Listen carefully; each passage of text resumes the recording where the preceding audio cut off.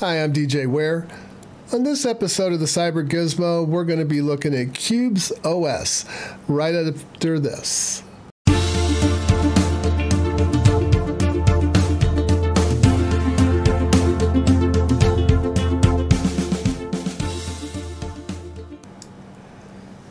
So one of the challenges that came up yesterday on Big Daddy Linux was to review and install and review Qubes OS. And so this is my entry for that, as well as I've had a number of people request looking at Qubes OS as well.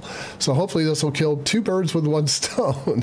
Well, not figuratively, but anyway, we're going to talk about Qubes OS 4.03, and the requirements first is always the place where I start. And so you will have to have a 64-bit CPU. That can be Intel or AMD, either one will work. They claim it needs 4 gig of memory. Yeah, well, you might be able to bring it up in 4 gig, but I definitely think that you will be very unhappy with your performance at that. You have to look at Qubes OS as really installing a virtual machine manager, and this is a Type 1 VM that's underneath all of this. And so 4 gig is not going to be enough. I would recommend that if all you want to do is play around with it, use 8 gig, and if you're really serious about it, 16 gig or more. And memory is one of those things where it's like disk; you can never have enough, right? I mean, virtual machines are dependent upon how much memory your virtual machine manager takes is how many virtual machines you need to run at one time. So, yeah, I mean, let's look at it from this perspective. If you know that you're going to be running, I don't know, let's say 4 virtual machines with 4 gig each of memory, that tells you that you're going to need at least 16 gig just for the client machines. And then you'll probably want to allow at least 2 gig for the domain 0 or the for Zen itself and in the operating system that's under Zen. So right away you're looking at 18 gig, and that's probably going to push you to 24 or 32. So that's more realistic for an environment. And of course, that then gives you more space to add and run additional virtual machines. 32 gig is what Qubes recommends. However, I will tell you that Zen, if you go to their site, they recommend 70 gig. And again, this is dependent upon how many virtual machines you're going to create. And you have to remember that you need space for the template as well as space for the actual VM, because that's the way Qubes works. And we'll talk more about that when we get into it. Qubes has supported legacy and UEFI since, I think it was version 3.0 something, but it's been a while. They have had both legacy and UEFI support in it. However, on 403, my experience with some of the newer NUCs, like the NUC 10, I don't know about the NUC 9, but the NUC 10 definitely will not support Qubes. It runs into a spin loop. So I'm going to run on an older Skull Canyon NUC. I'm actually going to install this on hardware. You will have a really difficult time installing this on a virtual machine. Virtual machine type 1, they do not want to be installed on top of another virtual machine. They need direct access to the hardware. So I would be surprised if Qubes didn't give you an error message and say, hey, you're running on your virtual machine. This does not support it and will not work. So yeah, you'll need to install this on hardware. I also recommend that you use a fast SSD and Intel IGP, which is the integrated graphics processor. You can use, I know that AMD's, some of the older, like the 580 and 560 and those kinds of GPUs have been tested. If you're going to put NVIDIA on this, you're going to be doing a lot of manual configuration to get it to work. So, yeah, a gamer's platform? Qubes is not going to be a gamer's platform. You'll need TPM with proper BIOS support. I don't know what version it is. They didn't specify, but TPM has been around for quite a while. That's the Trusted Platform module. So, yeah, that's been around a while, and you need the support for it. So, also, they recommend, now remember, that's recommended, not required. that you have a TPM. So the non-USB keyboard and mouse, a PS2 is really what they prefer, or a laptop. A laptop does not use, for its trackpad and its keyboard, does not use USB. At least I haven't encountered that. But if you are using a USB keyboard and mouse, they will. I think there's parts of the system that get disabled when you do the install. And we'll find that out today because I'm using a NUC. I don't have a keyboard that isn't USB, and there isn't a PS2 connector on the device in order to do it. Of course, if I look at a PS2 to USB adapter, well, it's still going to see that as a USB, so it's not going to help much. So yeah, we'll find out what's going to happen with that. Qubes OS was initially released back in September of 2012, so it's been around almost 7.5 years now. And then 403 was released in January of 2020. There was a release candidate that was out last year. I know some people reviewed it. I don't like doing release candidate releases. I just stay away from them because they're not fully tested. And so there may be changes that are put in to squash, and particularly with a security OS, there may be issues that they find that may be malware related, or at least they might be vulnerabilities that are in the system that they're trying to close. So I don't touch release candidates. So don't expect me. You will never see me do a release candidate review on this channel. That's really not fair to review something that isn't finished, and that's why I don't do it. So platform supported, like I said, 64-bit, x86 64, or AMD 64. A security Qubes OS is really a security isolation approach. So in the parlance of secure environments, we usually refer to those as enclaves. They don't. They don't refer to them as enclave. They consider them security domains. Enclaves means that I am totally isolated from one environment to another, and since Qubes does not totally isolate you, I mean, it is not electrically isolated environment because you have domain 0, which sees everything. So you can't really call this an enclave. It is a security domain, and that's just a distinction in security parlance that is important to those that are looking for systems that are enclaves, and this is not an enclave. So they isolate the different virtual machines from each other within the domains that they are defined. So but we'll get into that again. So there's really two ways that it protects and provides isolation.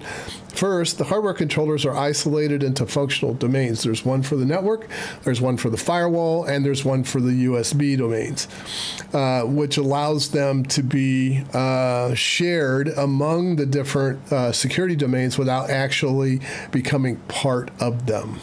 The distinction, if you don't understand that, that is a security distinction. So it allows isolation from the network traffic and allows it to be connected in a controlled fashion to the other virtual machines that are running on the box.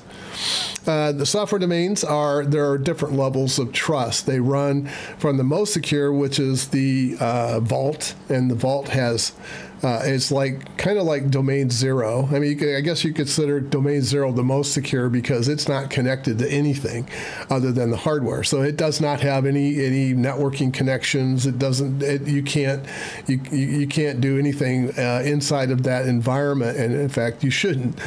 The vault is used to protect your personal information, and again, it has no connectivity to the network.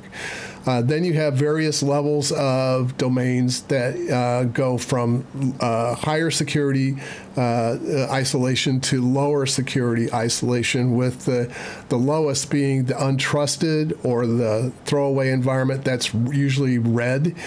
In the Qubes OS, it's coded with the red color. And that indicates that you totally distrust the network that you're attaching to, and that when you exit that particular virtual machine, it obliterates it. It totally destroys it.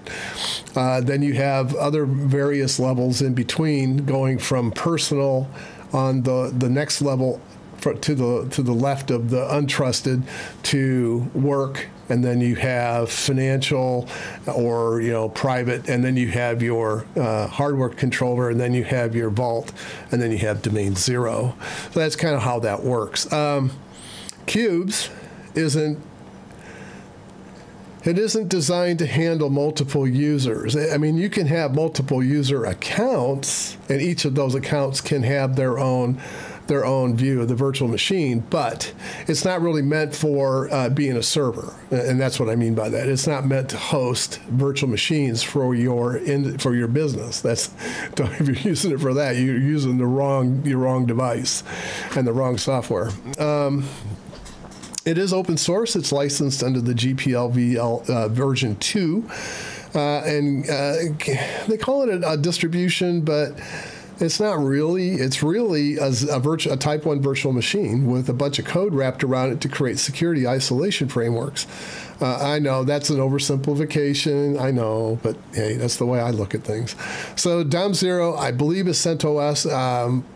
We'll check if we can and find out. And of course, that is the outside of, that is the, I guess, the inside of the onion and the most secure part of the system. So do not install applications in DOM0 ever. Because if you do so, you may open the system up to, you may make your system more vulnerable to malware or to people that are gaining access to the system. So I would let the Qubes people manage DOM0. You don't need to be in there unless you just want to get some information out of the system. The user land domains that they support are Fedora 30, Debian 10, Unix, and they also, if you really want to put Microsoft Windows on this, you can. I'm not going to show you that. I don't run Windows, and so if you're looking for me to show you how to install Windows on Qubes, ain't going to happen. Sorry. That to me is you have a secured system that you're putting together. Why would you put a known unsecured operating system on it? Especially one that leaks information back to Microsoft. Not happening. The user interface is XFCE. I believe at one time they used to support KDE, but I think in the later versions of it, I don't know the reason behind it, but they appear to have dropped that. So XFCE is your default user environment. The architecture of Qubes is going from if a hardware was up here at the top, you would have the Zen and the domain 0 here, which is the trusted and secure hypervisor. And then you have template VMs, and you have one or more of these. Like you'd have a template VM for Unix. You'd have one for, well, actually you'd have two, Unix Workstation and Unix Gateway. And then you would have Debian and Fedora as your template VMs. There's also one, I think, for DOM0. And although, no, maybe not. But there are, yeah, so those are the template VMs that you use to build out the runnable VMs that run in user lands. And so you can take those template VMs and you can then run them as a disposable or as a personal. Now, this one is kind of a special case. This one is your network firewall and the network VM. So this one's a special case, and also the USB isolation. This is part of the hardware isolation. Then your Vault VMs, and then, of course, your user desktop. So, yeah, that's the way I look at the architecture. They have a chart with some examples on it on their website. A lot more complex, but, you know, I'm not trying to scare you away. Like maybe if you look at their chart, you might get a little scared about how it works. It is involved, but it's okay. We'll take it one step at a time. So what I'm going to do is I'm going to cut over to my test environment, and I have booted it up. And it's, I think, waiting for me. Let's see. Let's see if it's still working. Yes.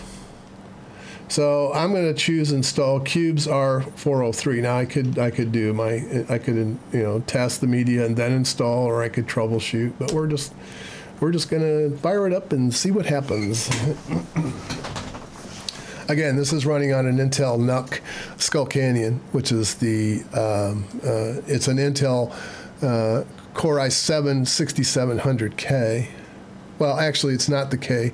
It's the mobile version of the processor. So which one it is, I'd have to look. Don't know offhand. So this is going to take a little bit to boot up for the first time. It does some checks to make sure that the hardware components that it needs are there.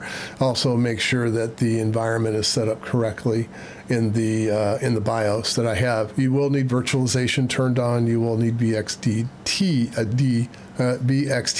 also turned on. So in order for this to work, that would be the hardware pass-through, because yeah, Zen requires that. I'm going to switch here so that I can use this. And I'm also going to, there we go. Now I can read it too. And I'll move my mouse off the screen so it doesn't confuse you. And I'll use the mouse that's attached to the Skull Canyon. So first thing it's going to ask you is what language you're using. And of course it's US, English. And then it'll then infer the keyboard. It allows you to check which time zone you're in. So we'll do that. And I'm close to Chicago. Well, I'm close to the time zone of Chicago. Local media source, the installation destination. I'm going to install this on a USB device. Yeah, I know that's probably not a good idea, but I don't really want to destroy those two. And then it'll ask you for an encryption password for that device. So remember this, because you will need it.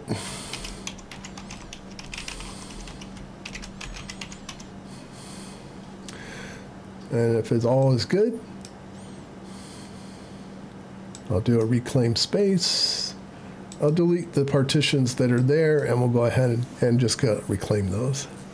Language support US, Qubes. I can look in here. It's gonna, yeah, as you see, there is no base OS with KDE, and I don't know if you're familiar with the older versions of Qubes, but it used to be there. And then Debian 10 and Unix. Now Fedora 30 is going to be installed by default. That is part of the base. So, yeah. So I'm going to go done. We'll start the installation.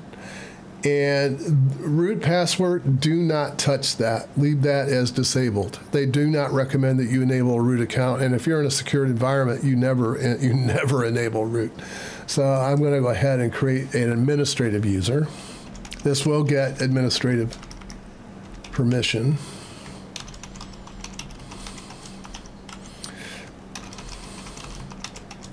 And I'll choose a password, and then I'll press done. I'll be back. This will take I'm going to guess about 7 or 8 minutes, but I'll be back. It is 12:54. Okay, so that's done.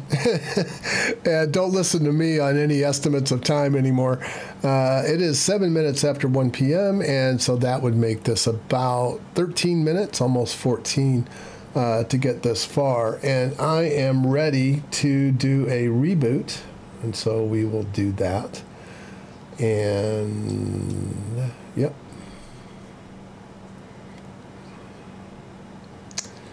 And I'll have to choose the boot drive, because I'm just waiting for it to come up with the BIOS screen. And I'll start hitting F10. And I'm going to go down and select T3, which is the drive I had just installed Qubes on. So this is really our first boot into the system. And it should stop at some point and ask me for the device, the drive password, so it can begin unencrypting it as it's used, of course. So I'll just wait for that to come up. There we go.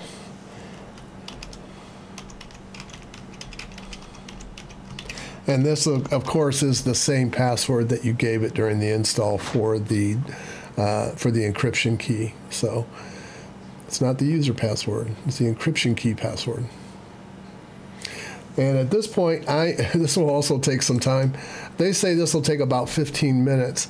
Here you can select if you are super paranoid and you want the system and template updates to occur over Tor, you can click that. However, just realize that that is going to take some time.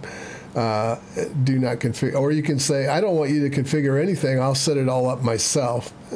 If you're new to Qubes, I wouldn't recommend doing that because it's going to set up the network, the firewall, and all the drop VMs, and the personal, the work, the untrusted, and the vault for you automatically. It's also going to install the gateway and the workstation Unix, which would of course allow you to run this either in a sys mode or in an anonymous mode. Now you'll notice that it's disabled my USB configuration, so I'm not running as secured as I could be. And so my system, because that's not being configured, is vulnerable to someone sticking a USB key in it with malware. And that's their concern, and that's why they're recommending that you do not use a USB keyboard. I don't have a choice, so I'll go ahead and start this install, and I will be back. It is 1:10 right now. So while we're waiting, I thought maybe it might be useful to take a look at their architecture diagram, and it does correct a couple things that I said. So you notice that I have a Zen hypervisor here that's connected to my drives, and then the admin or domain 0 is actually Fedora. And that is also what controls the GUI. So Fedora and also the hardware. So these two things are separate. Yeah, I have the GUI VM and the admin VM. Then my template VMs are up here. So I would have, and it's going to install those for me. It's going to install Fedora and Unix and Debian. It's not going to install Windows. And then from your template VM, you create your application VMs. And this one is personal, so it's shown in yellow. And that is the color code that you'll see on the screen. So you can define a group of applications that are installed and running under the operating system that you choose. You can pick any of those operating systems that you want as part of your personal VM, and then you can declare which applications you want to allow to run in that virtual machine. So it doesn't create a VM for each application, but rather it controls what applications you're allowed to run in those VMs. So you probably, yeah, that's the whole purpose behind it. And then Vault, of course, would be places where you would keep like KeyPass, XC. You might have some a PIM or a database that you're using to keep your personal information in as well. Then you have the untrusted, and those. This can be either, this can either be, you can make an untrusted VM out of any of these, but typically you use those as Tor, so that protects your identity. So that's the reason for the disposable VMs. Then in my case, I won't have this one, but I will have my firewall and my network. And so that allows you to optionally connect to that firewall, which then connects to your network, or not. So like your Vault, you'll notice, isn't connected to anything. The levels of trust are down here, Vault being the most secure, and red being the least secure or the most unsafe. These would be areas like if I was browsing the web, going to websites that I didn't really know what they were. This would be for my personal, which would be right next to it, the next level of security up, because it is connecting to the network. And the same with green, of course, is your system, and it's also Tor. And then you have blue, which is your template usually. You can use that also. Those colors are determined by you, so you could make that a work VM as well. But just realize that the templates, when they show up in the we'll show you, but when the Qubes OS manager, they'll show up as black, and they'll say template on them. So you don't have to be concerned about the colors for those too much. I think this drawing is really just kind of showing you what's there. So that kind of gives you somewhat of an overview of their system, and hopefully it'll become more clear when we actually start using it. So I kind of managed to talk long enough for the system to complete, and yeah, it's waiting on a password. So I'm going to go ahead and put that in. it takes, this is now about 1320. So, yeah, 10 minutes or so to get this far. And, you have to realize that you're actually setting up Fedora, Debian, Unix, as well as your VMs for your personal, your disposable, your vault. So all of that is getting created here. So, yeah, it's going to take a little bit of time to do all that. You have, this is an XFCE environment, and so you have kind of a typical look and feel to that. But you'll notice that there's some things up here that are a little bit different. So first we have the drop-down menu for XFCE, and you'll see these two have a line, and then you have all these things under it, some system tools, which this is all administering the DOM0. This is all working with DOM0 as well, and then I can create a VM that's brand new. I can access a disposable, which is based on Fedora. I can create, I think this one is a Unix workstation. This is the anonymous workstation for Unix. And then I have a personal VM.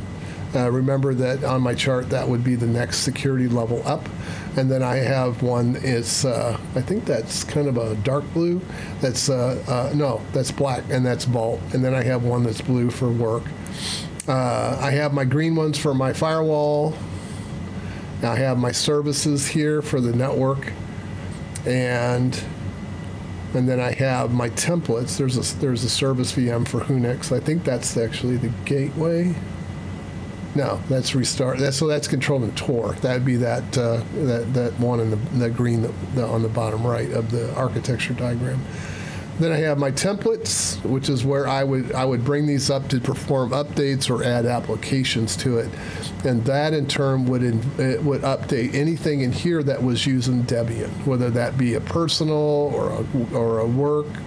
All of those get updated together, so there's only one template that's used for each operating system.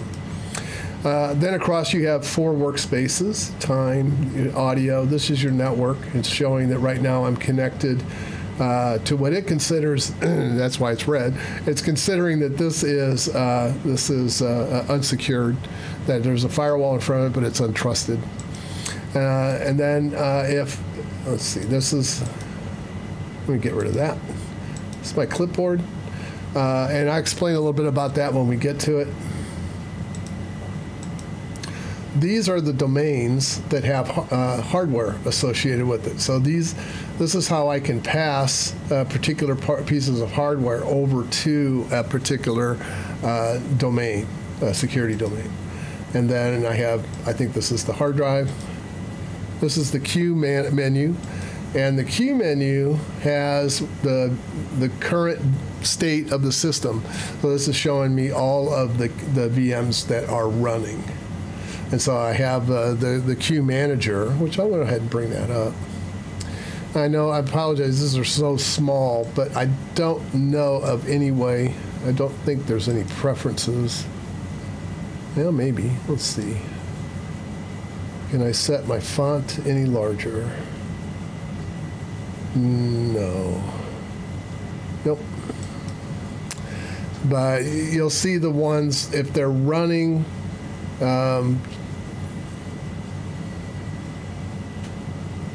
they'll have this little green dot here. So those are all running, and the rest of them are not.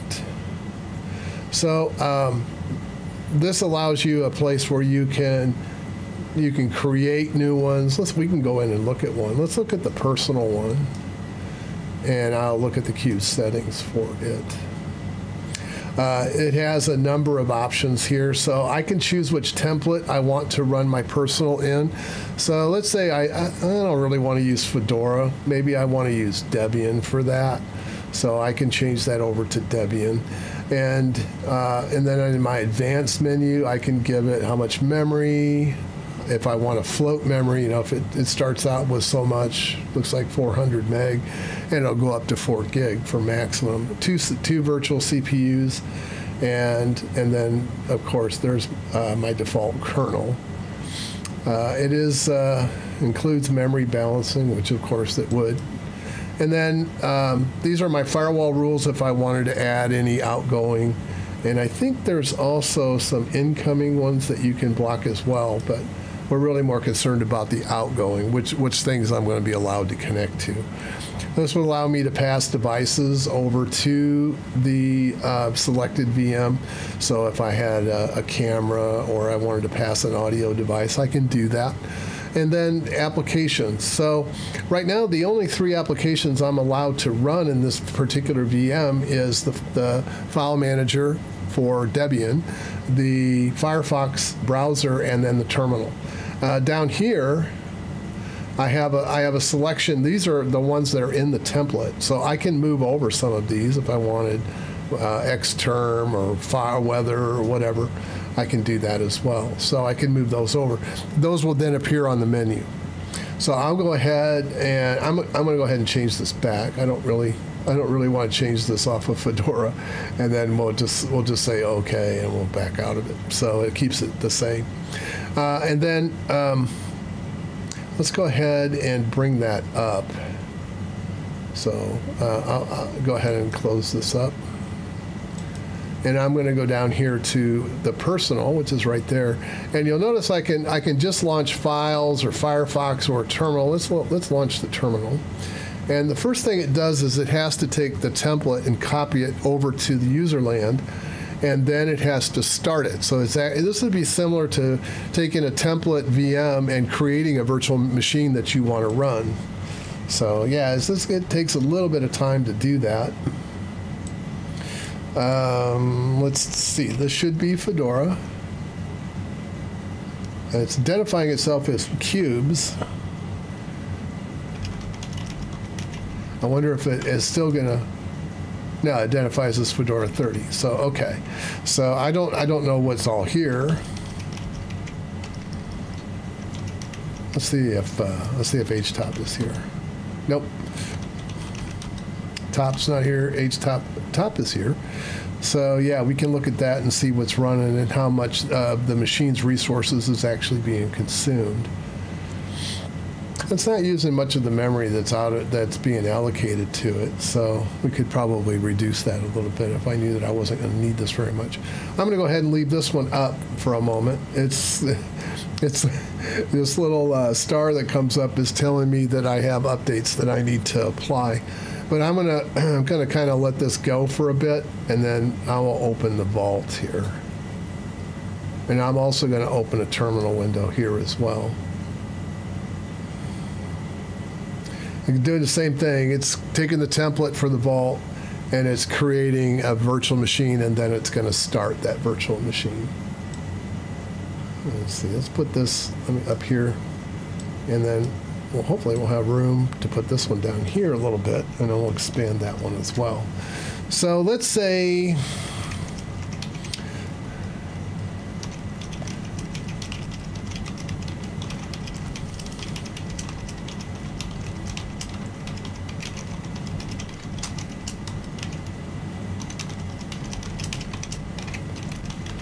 maybe this is something I need to share out, okay? So I could copy the file, and it is involved to do that. So instead of that, I'm just going to do a copy-paste on it. Oops. There we go. And to do that, I'm going to select it first, and I'll have to do a Control-Shift-C to actually copy it. And you'll notice that I got a notification here that it copied it to that it copied it from Vault, and then it put it in the copy clipboard VM. So you cannot, I can show you. I'll create another file called test, and I'll insert, and then I'll try to do, and you'll notice paste is grayed out because it does not have, these two cannot see each other, and I cannot copy and paste between them. That is isolation. In order to break the isolation, I have to take this, copy it to the vault, the copy-paste vault, or the copy-paste VM, and then paste it from the copy-paste VM into this particular paste, copy, paste. But anyway, it's a three-step process, and you'll see. I'll do a Control-Shift-V, and that now says that this is now available to me to use, but you notice it didn't actually copy it yet, and that's because, well, hopefully, nope, it's not working. So let's see. Let's go to test. Let's try that again. It didn't find anything, and I probably didn't do that right. So Control-Shift-C, Control-Shift-V, and now it should paste. Yes. Or maybe it's giving me a failure message and it's saying no, you can't do that. So let me try this. Let me try this. It's probably because the Vault doesn't have a network connection. So let's try. Let's bring up.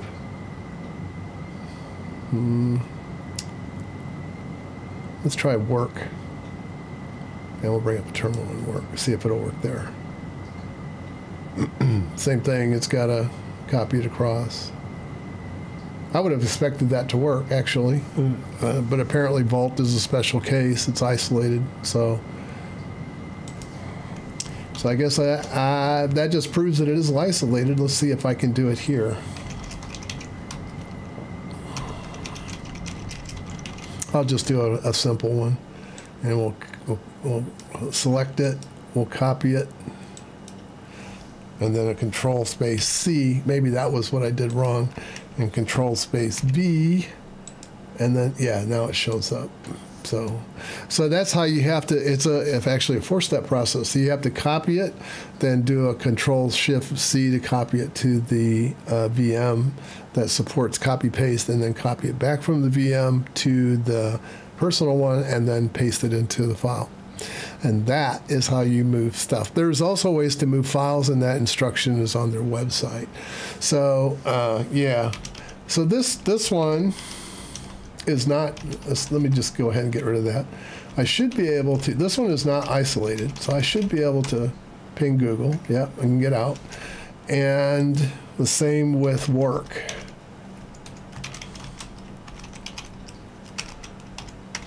I should have left the Vault up, but that's all right. I can bring it up again. And also for the work, that's also available.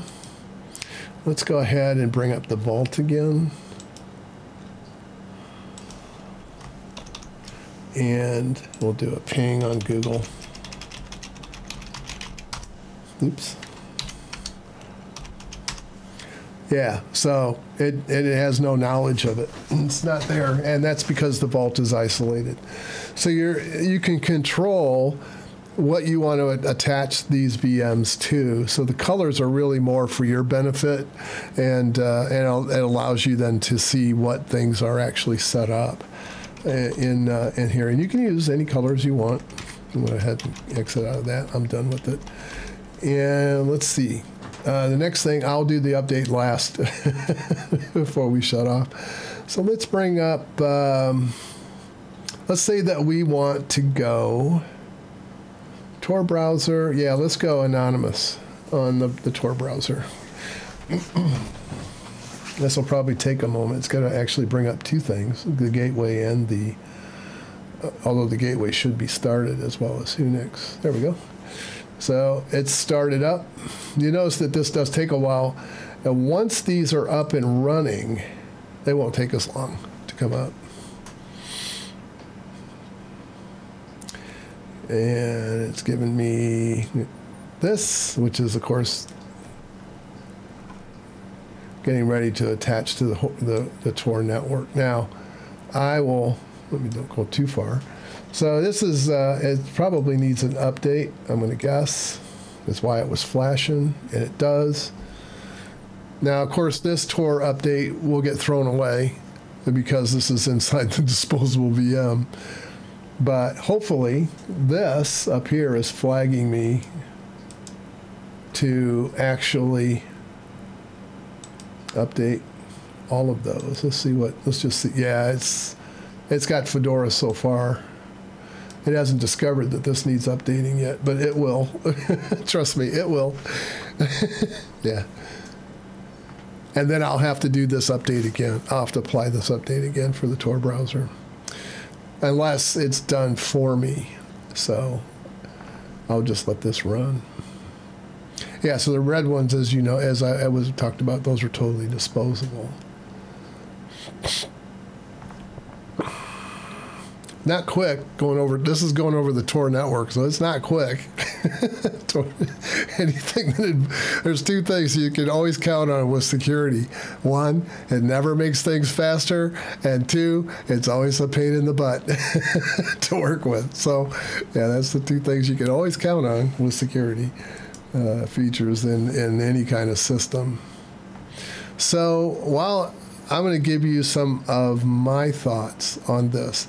I'm just going to let that run, and I'll switch back over to the presentation and kind of talk about some of my thoughts. So, yeah, it takes some time to kind of get your head around this, because this is, again, just like Clear Linux. It's not just like, but similar to Clear Linux. It's different than what we are used to. If you have done management in a virtual machine environment, a lot of the terminology and a lot of the things that are happening in here are very similar. In other words, you have templates, you have virtual machines. The only difference is that you have this isolation layer between them that prevents you from moving data between. So you always have some intermediary step that you have to do in order to move the data to that particular place. And like I said, that you can copy files between the two enclaves. Now, if I'm moving data between two personal VMs, that's okay. You can do that. But if they're different security domains, no, you cannot, without going through an intermediary step to move it. So, I mean, that is part of the isolation, and that is how it works. So if you run into that while you're testing this, that's why. That's why you do that. This is, the Qubes is really designed to run on machines that are portable. Yeah, you can run it on a home workstation, absolutely. But it's really meant for, hang on just a second. I'll be right back. So I think I was left off at the website suggests using a laptop or a desktop. And it really is meant more for a laptop. And if you look at the way it's put together and the fact that you have a security key on your drives, certainly you can put this on a desktop. No problem. But as you can see, I have limited and caused a problem because my USBs are open. Memory use is dependent on the need for multiple virtual machines. So like I said earlier, that you're probably looking at 8 gig, not 4, and then if you're really serious, 16 gig or more. No changes are kept in the user land. So when you're in the VMs and you're executing your code and you're wanting to install new applications, those are going to get thrown away. Now, everything with the exception of the red environment, your home directory is protected. So anything you put in there is kept across restarts of the virtual machines. And even updates that occur in the virtual machine environment, your home directory is still protected. Now, if you're out in the disposable VM, no, because that entire virtual machine is destroyed. Updates and application installs, you have to do those in the template. So you have to start the template just like you would any other virtual machine and go in and install the applications you want. Those applications won't be available to your user land VMs until you go into the Qubes manager and add them. Otherwise, you will not be able to get to them. And do not install or make changes to the DOM0. If you do, you're running the risk of opening the machine to malware. And you may end up actually lessening the security as a result of tampering with it. So, with that, I think I'm going to conclude this today. I hope you enjoyed this. If you go through the documentation on their site, it's very good. It will step you through the install. It'll step you through some of the setup. It talks about how to copy files. It talks about how to do cut and paste. It talks about some of the reasons behind setting up these different enclaves and what you're trying to do. I mean, a vault, is really a place where you would want to keep your most personal information, because it doesn't have any way to leak out of your environment unless somebody can gain physical access to the machine. So